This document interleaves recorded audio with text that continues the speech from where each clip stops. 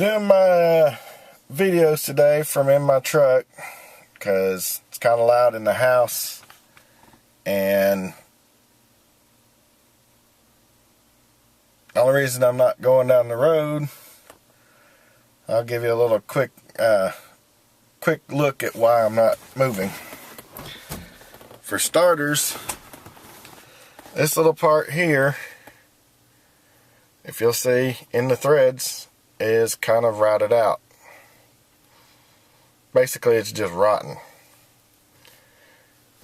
Now I'll show you where all of that plugs in at.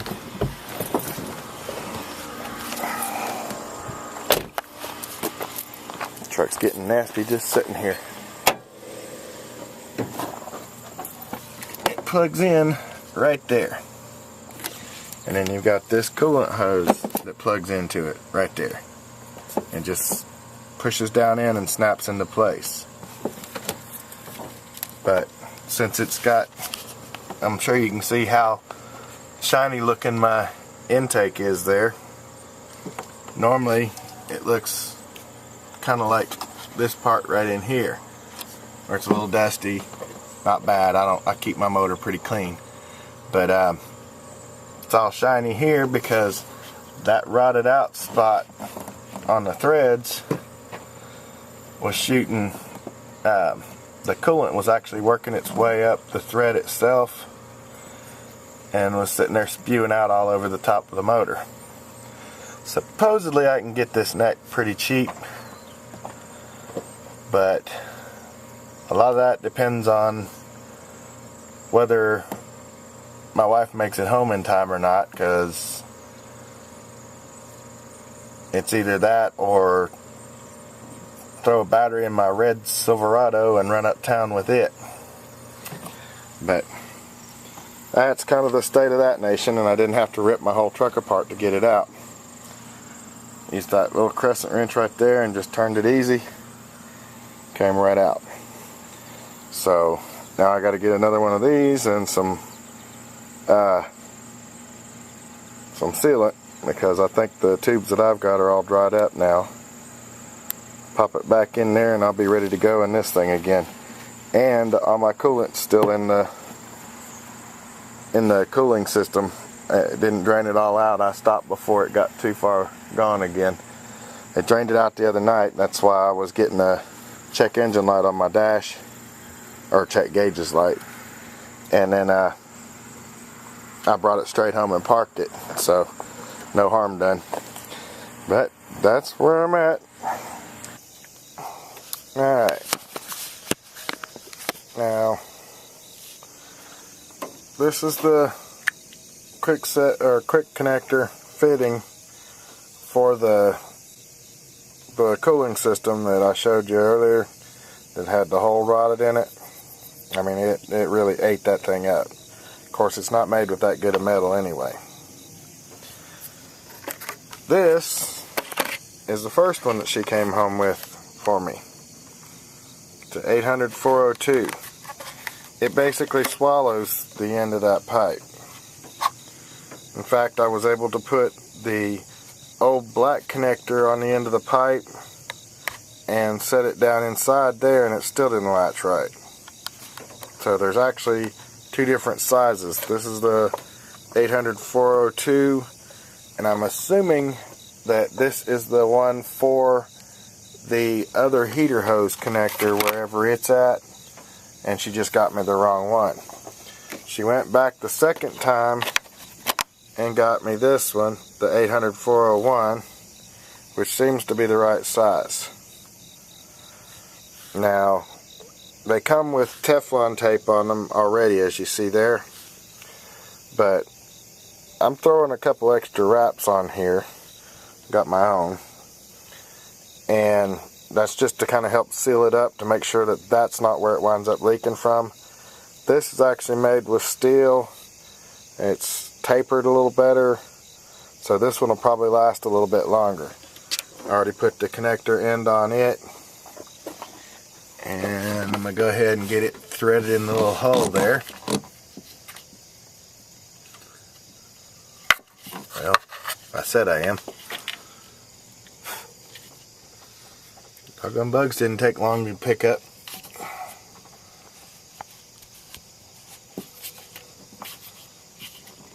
Okay. Go ahead and get this stuff out of my way because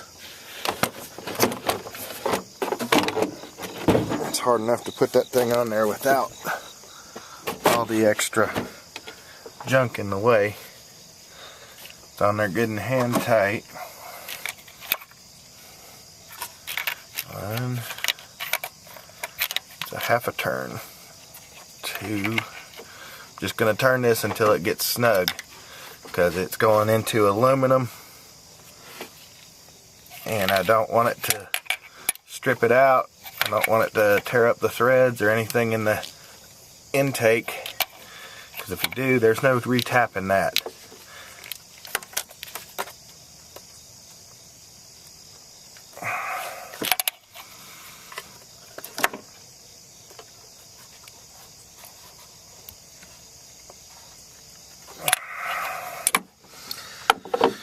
Okay, that's in there good and tight. Like I said, I got the new connector end on here already. Let's pull the hose back through.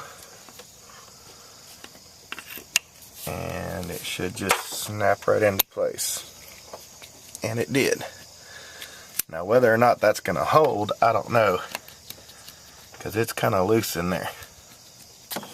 Alright. Put another O-ring on it from off of the old one, and it seems to have snugged it up. Now the only real way to tell is to put it all back together and run it. So I'm going to put all my junk there back on it and we'll see what happens here.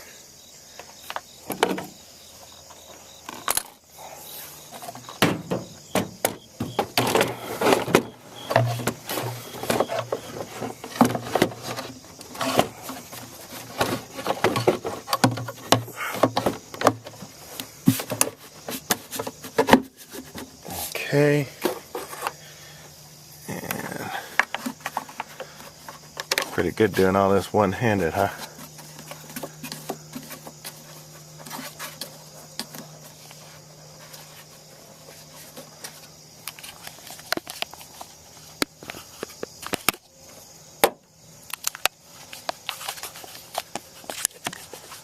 Flashlight ain't much to speak of. Piece of junk.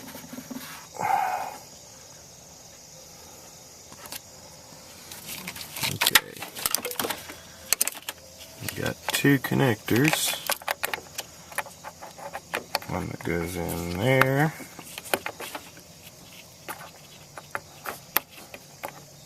kind of hard to get these right, they're only made one way. And there, lock that up.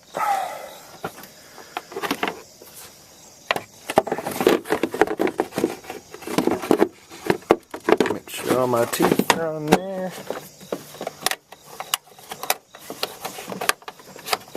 Crimp the latches down. Everything's locked in.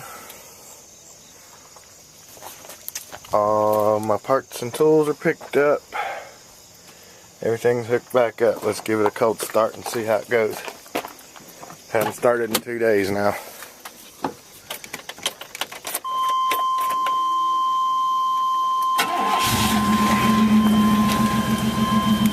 Got my window down far enough to get my hand in just in case.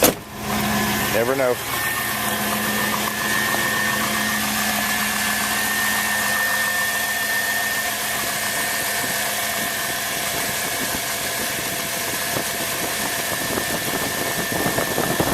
I don't really have a whole lot of faith in this, so if it starts leaking, I won't be surprised any at all.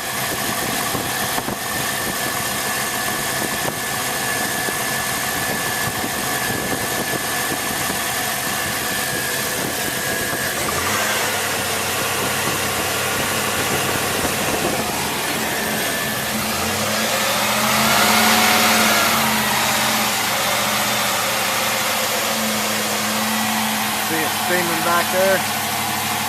That's that old coolant that ran down the the valley of the intake there, burning off the exhaust. Notice how it's not burning out the driver's side.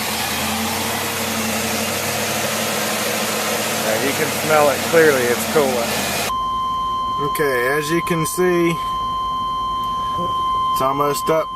Well, it's at 180 degrees. I think this has a 160 degree thermostat in it. I've had it running for probably about 10 minutes now. Let's go give it a look-see.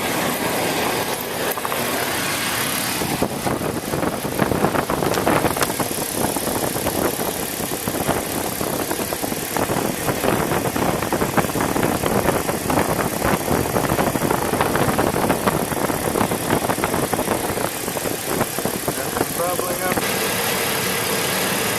Since it's not leaking anywhere and it's at full operating temperature, it's 180 degrees, I'd say we're good. Yep, it's holding strong at 180, and we're at 12 minutes in and no leaks. So tomorrow we'll take the old one back and we should be good to go. Thanks for watching.